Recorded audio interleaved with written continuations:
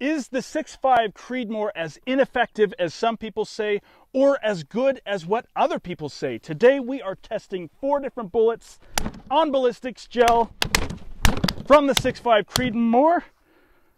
Sorry. And later on this week, we are going to take the best performing bullet and we are shooting a bison. Let's get into it. This is my guide, Landon. He is going to be helping.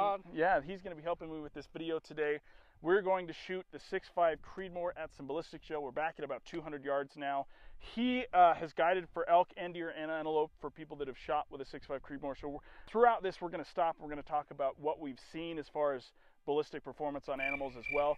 But we got to show you as well. But we're back at about 200 yards. We're going to shoot 4 different varieties of bullets. The first thing we're going to do is shoot probably the most common hunting bullet, which is the 143 grain ELDX Hornady. We're going to get a chronograph of it, and then we're going to shoot the ballistics gel with it. Let's go.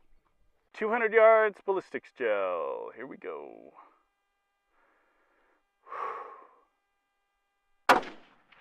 That got it. All right. 2703 was the speed on that, which is really not that fast, honestly. You get a lot of even lighter Magnum cartridges that shoot significantly faster than that with a much bigger bullet. But let's go see the damage. Okay. Ooh, look at that channel. Right there is the ballistic tip. You can see that it's a pretty decent sized wound channel, even from 200 yards. I'm pretty sure that this is the exit and that's the entrance. I have never personally lost or had a client lose an animal with an ELDX out of a 6.5 Creedmoor.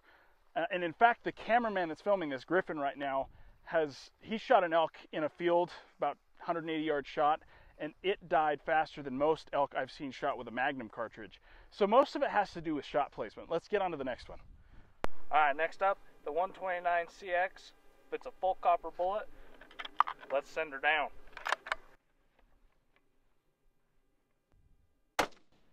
Drilled it. All right, shooting about 2805, so getting up there in the speeds, but still not super fast. Okie dokie. Okay, that's heavy. It is. Good penetration. Looks like it did good. Both were a complete pass-through. We had a crayon shoved in the one, but the crayon is no longer in it.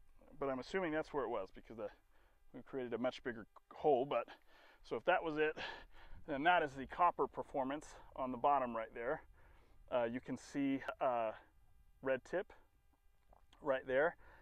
Most of these copper bullets are going to boast 98% weight retention, which is incredible.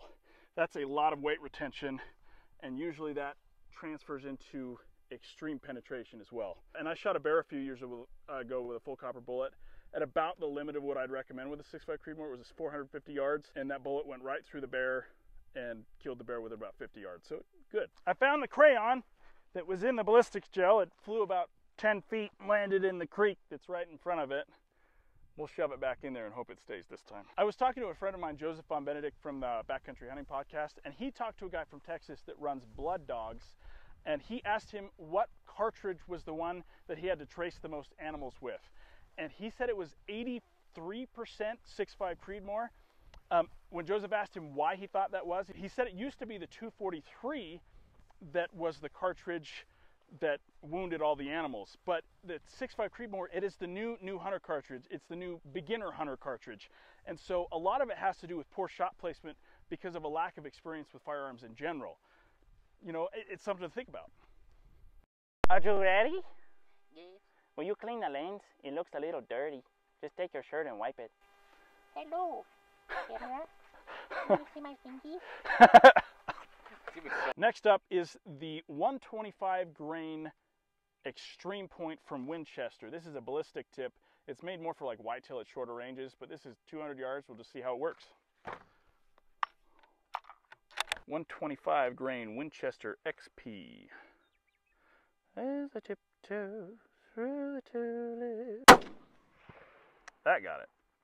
Beautiful. All right, let's go check it. Oh, the velocity was 2831. The crayon stayed in this time. Woohoo! Well, one of them did. It actually pushed it in a lot further too. Really? Yeah, it's like a good ½ inch inside that. But we can tell that that was where a crayon once was. this one right there should theoretically be our XP bullet. So you can see that it had a lot of initial expansion. Will you hold that up, Landon? It's heavy. You bet. Okay. So it had a lot of initial expansion, and it actually came through. You can see it start flying apart all over the place, which is kind of what they're designed to do, is just blow up. And then it actually came out the bottom and scraped along the bottom edge of that and hit our table. Oh, Bummer, dude. We ruined our table. But that's okay, because we have data. Data is more important. Data is more important than a table. Really, that would be a great one for close range, whitetail woods type scenarios. You could have easily killed an elk. I mean, that's what, a foot, 18 inches of penetration, more than enough to kill an elk. I do like when I'm hunting with a 6.5 Creedmoor, or any cartridge for that matter, to have full penetration all the way through the body with the bullet, so that I get a really good blood trail. I found the red crayon again. It is on the other side of the canal this time, about 20 feet away, but I'm not going to go get that one. Testicle. Better. Honestly, the biggest thing I've seen that's a problem with a 6.5 Creedmoor is just that people that come out with it, my clients, are way overconfident in the cartridge and way overconfident in their shooting skills with the cartridge. The 6.5 Creedmoor does not miraculously make you into a long-range hunter. and I actually have a story to go with that. Yeah. I had a guy come out, client, and he was using 6.5 Creedmoor, and we shot an antelope at 500 plus yards. It was not ideal. Not a shot I would have personally taken. Yeah. He hit it through the back legs, which caused some issues. We had to track down the antelope and shoot it again. Not ideal. Yeah, and so, like we say, it's overconfidence in the capabilities of that cartridge and overconfidence in their ability to shoot that far, because it's a good cartridge with good BC bullets, good, all that kind of good stuff for good long-range target shooting. It's a fine hunting cartridge within the bounds of reasonability. I made up a new word. Reasonability is now a new word. Next up, we have the 147 grain ELD-M, the match. Let's send it down.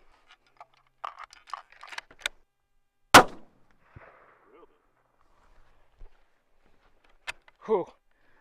2672. That is extremely slow, in my opinion. Looks like all the crayons stayed in. Woohoo! Okay. Oh, dude, look at this. that. There's like a melted, where the ballistic tip hit that, it just like melted a little hole in there. But let's hold that up to the sun. So you can see that it came in about 8 inches and then just flowered out. Like it blew up, and it looks like a little piece of it continued going through the very end. And that's kind of what match bullets do. Even Burgers, like Burger BLD hunters, they do something very similar. They're designed to hit and just dump all the energy in and not over penetrate. But I don't prefer match bullets for hunting. We're gonna go shoot a bison right now. This is not a bison hunt, this is a bison harvest. They are extremely scared of us because we have shot a lot of them in the last little bit. This is just for meat for my camps, but we're gonna shoot it with a 6.5 Creedmoor 147 grain match bullet that we just shot. It's not gonna be deep penetrating, but I am gonna call the monkey out in the room. I'm shooting it in the head. Some of you will say like, oh, you can kill anything if you shoot it in the head. It just proves my point. Shot placement matters.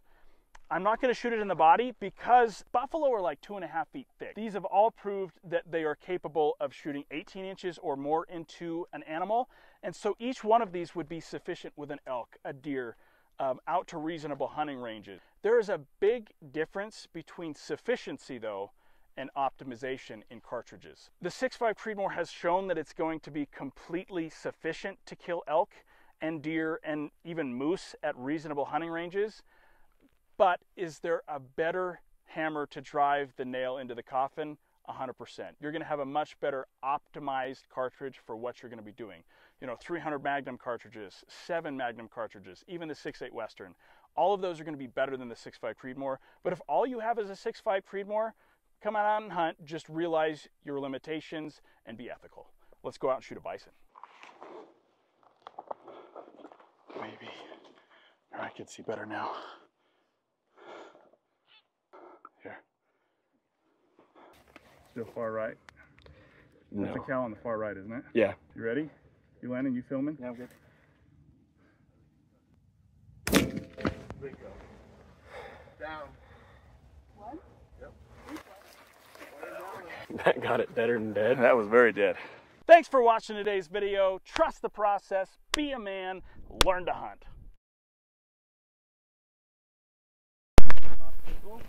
You don't even have the mic. Oh. Landon, say something. Testicles.